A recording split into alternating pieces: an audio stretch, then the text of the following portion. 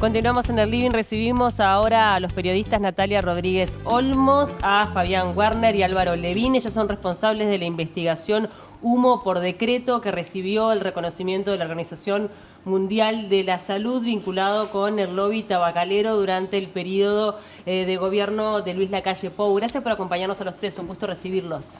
Muchas gracias a ustedes por recibirnos. Gracias. Bueno, cuéntenme un poco cómo es que nace su investigación, su interés por la temática y cómo es que comienzan a trabajar. Bueno, el interés por la temática empieza a partir de una conversación informal con un colega periodista que venía haciendo investigaciones sobre el tema del tabaco, que me pregunta si conocía el decreto que se había firmado en marzo del 2021, en plena pandemia. O sea, estábamos en otros temas, en el Uruguay en ese momento. Yo le respondí que no, me pasó alguna información, ahí fue que hice algunas consultas muy puntuales y me pareció que valía la pena armar un equipo de trabajo y ponerse a investigar el tema. Y así fue que arrancó, fue Bien. Muy informal. Refresquemos un poco a los televidentes de qué se tratan estos decretos que tienen que ver con algunas flexibilizaciones vinculados con las medidas que ya había tomado el gobierno uruguayo respecto al tabaco. Sí, uno refiere a la habilitación, digamos, a comercializar los productos de tabaco calentado, que eso está bien interesante que hayas traído esta pregunta porque hay una confusión, como que ahora el gobierno lo que prohíbe son los vapeadores y en realidad los vapeadores están prohibidas su comercialización, obviamente, desde 2009. Lo que hizo Lacalle Pou fue flexibilizar la comercialización de los productos de tabaco calentado, que no es lo mismo. Y después, más adelante, flexibilizó el decreto del empaquetado neutro de la cajilla de los cigarrillos. Sí, bueno, que permitía los colores, que sea atractivo, que en definitiva todas las medidas antitabaco que se han tomado con esas imágenes que son tremendas, lo que buscan es justamente alejar a las personas del consumo de tabaco y este tipo de medidas los acerca. Son estrategias que hace la industria tabacalera, ¿no? Sí. Y ahí comenzaron la investigación como para entender cómo venía el vínculo, cuál era el vínculo de la industria tabacalera con el gobierno de Lacalle Pou.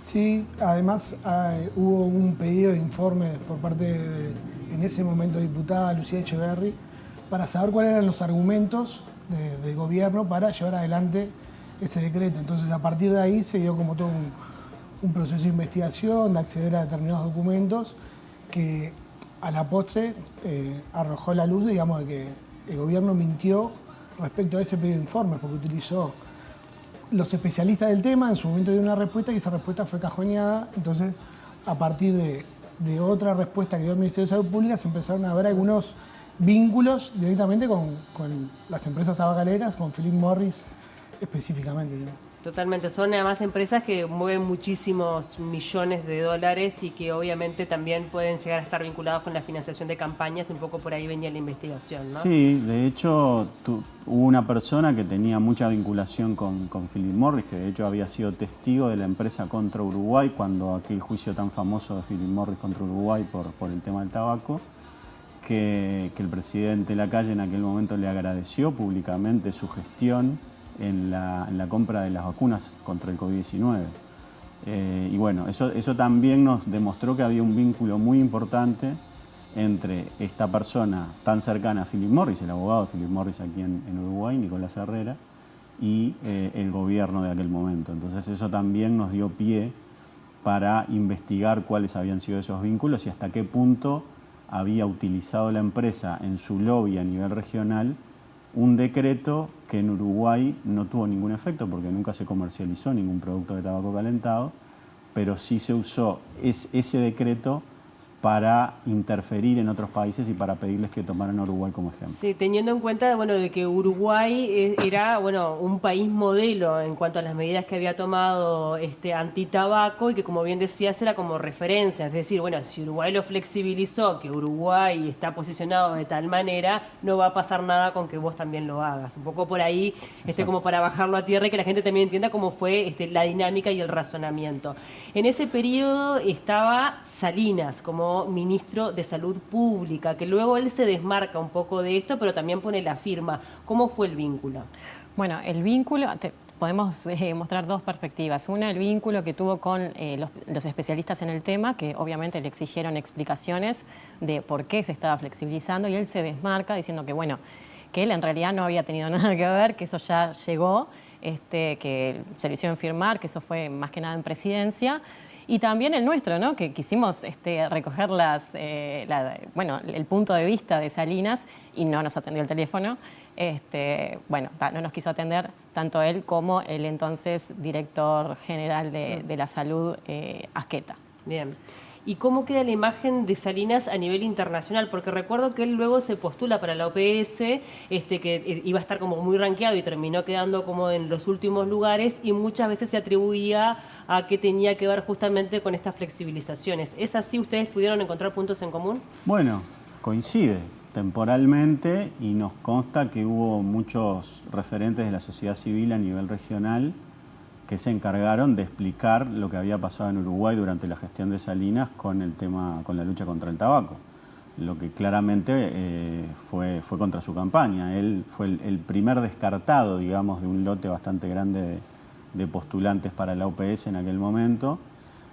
Y él, la verdad es que nunca terminó de explicar ni en lo público, ni como ministro, ni a la sociedad civil que le reclamó explicaciones, como decía Natalia, cuáles habían sido las razones por las cuales él había apoyado eso, cuando quedaba claro quedó claro después también ante la justicia y la contencioso administrativo que había sido el Poder Ejecutivo, claro, desde la presidencia, el que había presionado fuerte para que se aprobara esa disposición. Y un apunte respecto a eso es que en el momento en que se da la elección del director de la OPS, un mes y medio antes, fue el segundo decreto que planteó el gobierno de la calle Pou respecto a la flexibilización del etiquetado y todo eso. Sí. Y ahí Salinas hizo declaraciones de, bueno, mejor que compren tabaco legal, ¿no? Que se comercializa legal y no de contrabando, porque es de mejor calidad. Y eso fue, para las organizaciones de la sociedad civil, fue terrible, ¿no? ¿Cómo fue la presión que pudieron hacer desde el lugar técnico, médico? Recuerdo haber charlado en ese periodo con algunos especialistas, bueno, que habían pedido reuniones, que estaban absolutamente en contra. ¿Fueron tomados en cuenta? ¿Recibieron algún tipo de resonancia? ¿Qué pudieron investigar al respecto? Bueno, ese fue uno de los principales cambios que hubo en el gobierno pasado respecto a la consulta a los expertos en materia de tabaco, porque dentro del Ministerio de Salud Pública funciona un programa nacional de lucha contra el tabaco, que es el que asesora al Ministerio primero y a todo el gobierno después. Es lo que comentaba Álvaro hace un rato, que le pidieron una opinión sobre la existencia de evidencia científica para avalar este tipo de dispositivos. El programa le dijo que no había ninguna evidencia científica, que lo que decía el decreto era falso. Y eso fue encajonado y se usaron los argumentos de la industria para argumentarlo. O sea que hubo un fuerte cambio en el gobierno respecto al uso de la experiencia que Uruguay venía acumulando desde 2004, cuando adhirió al convenio contra el tabaco. No, y que respecto a esa comisión, aparte del programa nacional, está la comisión interinstitucional asesora, que involucra a la Universidad de la República, a organizaciones de la sociedad civil, y en ningún momento fueron consultadas ni estuvieron al tanto. Entonces, claro, eso también implica una falta de diálogo, una falta de comunicación. Independientemente de esta imagen de Uruguay hacia el exterior, que en definitiva era como una estrategia de nuestra tabacalera para poder entrar a otros mercados, ¿tuvo algún impacto en cuanto al consumo este tipo de flexibilizaciones? ¿Pudieron investigar eso?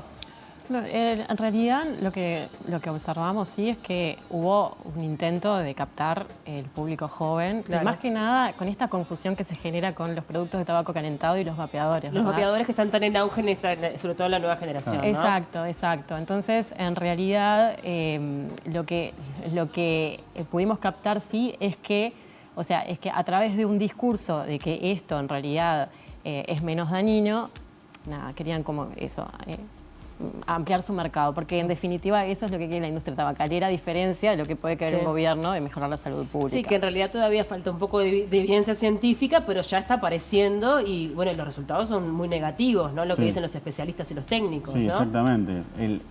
Eso de la evidencia científica es uno de los argumentos falaces en los que se ha basado la industria tabacalera para decir que esto es mejor que el cigarrillo tradicional, cuando en realidad ya está comprobado, como vos decís, que hay químicos que no están presentes en el tabaco tradicional, en los cigarrillos tradicionales, que sí aparecen en los dispositivos, tanto de vapeo como de tabaco calentado. No, y además lo que no permite es el control, ¿no? Porque el hecho de que vos sabés que te fumaste, no sé, una cajilla con 10 cigarrillos, ya sabés, podés controlarlo. En este tipo de dispositivos es más volátil el control, ¿no? Sí, y uno de los argumentos refiere que hay determinadas sustancias que están controladas y otras que no se sabe. Todavía no se sabe. Entonces, bueno, como pasó con el tabaco en su momento también, Claro, ¿no? claro. Pero en ese no se sabe, se abre el campo también a... Puede ser más dañino, puede ser... O sea, lo que sí está claro es que no disminuye el consumo ni es más beneficioso para la sociedad. Claro. Entonces, ese es el primer detalle que rompe con, diría, la ley 1 del convenio marco que firmó Uruguay con Sí. la Organización Mundial de Salud. Claro. Para también poner en contexto, cuando asume Yamandu Orsi, bueno, hay modificaciones en estos decretos. Sí, estos mismos decretos se vuelve, digamos, al estado original.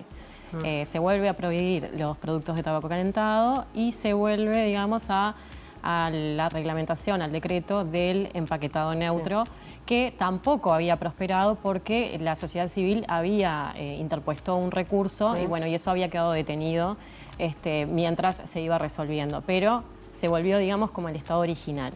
Sí. Y lo otro que hubo, o por lo menos hay una expectativa grande de que se cambie o que se vuelva a lo anterior, al gobierno anterior, es el tema de la fiscalización. Eso te iba a decir, en realidad lo que estaría faltando es fiscalización porque los vapeadores lo venden en todos los kioscos. Exactamente, se había conformado un equipo de fiscalización en el que funcionó hasta el 2020, principio del 2020, y a partir de 2021, y a partir de allí se empezó a desmontar todo un sistema de fiscalización que había y se pasó a menos de un tercio de las fiscalizaciones, de las inspecciones que había hasta el 2021 y a menos de un tercio de las sanciones, muchas de las cuales además ni siquiera llegaron a aplicarse. No. O sea que, por un lado, también había cuestiones públicas, de discurso, de promover el consumo, pero por otro lado también en lo concreto que no se sabía y que ahora se está sabiendo, es que también hubo una política de permitir que las cosas pasaran y bueno, eso aumentó también la venta no solo de los cigarrillos comunes, sino los de contrabando. Sí, y el equipo que formaba esa cooperativa, digamos, de fiscalización estaba conformado por ex trabajadores de Philip Morris, ¿verdad? Claro.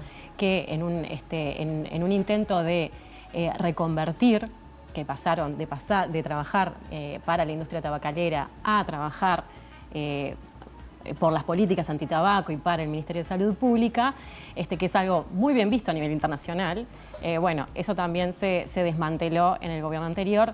Ya estaban siendo perseguidos, digamos, por la oposición, digamos, anterior, por algún diputado. Y bueno, se terminó de concretar ese desmantelamiento, esa desvinculación en el gobierno anterior. Y también otra cosa para reforzar es que a veces tenemos como esa cuestión de otro discurso que ponen, una es la de dejar de fumar y otra es la del contrabando. Y en realidad el contrabando no es solo que van a las ferias y bueno, y ahí están los cigarrillos de contrabando. No, el contrabando se distribuye, o sea, los cigarrillos de contrabando y los vapeadores en lugares, en comercios absolutamente lícitos, ¿verdad? Exacto. Entonces, algo que de repente ni nos imaginamos, como puede ser un centro donde venden electrónica, hay vapeadores. Y los kioscos encontrás, es exacto. tremendo. Y además, una cosa que me parece también tremenda, que habría que ver cómo se controla, es que menores de edad están vendiendo los vapeadores, Claro. ¿no? Que los traen y es muy común que sean chiquilines de 15, 16 años, que sean los que venden los vapeadores entre sus amigos, ¿no? Sí, Pero bueno.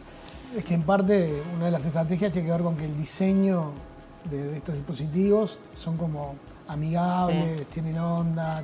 Y ahí también hay una responsabilidad, pienso, a nivel del Ministerio de Salud Pública de informar de que no es inocuo, ¿no? Porque hay como una idea de inocuidad que está muy alejada de la realidad. Parte de los anuncios de hace algunos días del Ministerio tienen que ver con volver a las políticas públicas de educación y de concientización de la población de que esto efectivamente es negativo para la salud, de que son dispositivos que no sirven para dejar de fumar, como se trata de imponer en general por parte de la industria tabacalera, y de que en realidad lo que está pasando ahora es que todavía la ciencia no ha llegado a establecer con claridad, como sí lo ha hecho con los cigarrillos tradicionales, el nivel de impacto que puede llegar a tener. Pero si uno busca en redes sociales, hay una gran cantidad de videos que han grabado personas que eran adictas tanto a los vapeadores como al tabaco calentado, que están hablando de casos de cáncer de pulmón, de neumonía, de afectaciones graves a la salud y en muy poco tiempo.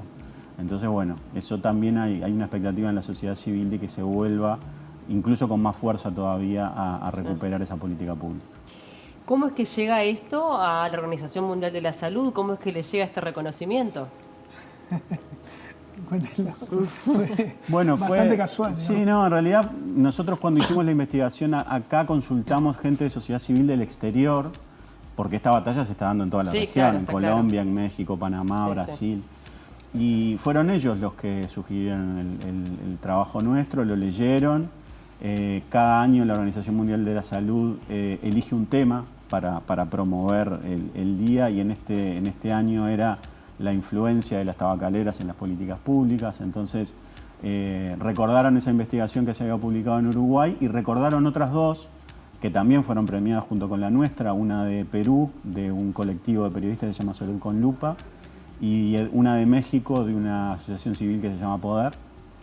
Y bueno, y nos premiaron a los tres en algo que, por lo que hemos sabido hasta el momento, es bastante inédito. Nunca se había dado de un premio a periodistas de manera colectiva por sus trabajos de investigación sobre tabaco, así que eso también nos llena de alegría y de orgullo. Imagino que este reconocimiento es como un incentivo para seguir por la línea de la investigación, ¿no? Que también hace tanto falta en nuestro país y que es tan complejo por la falta de financiación.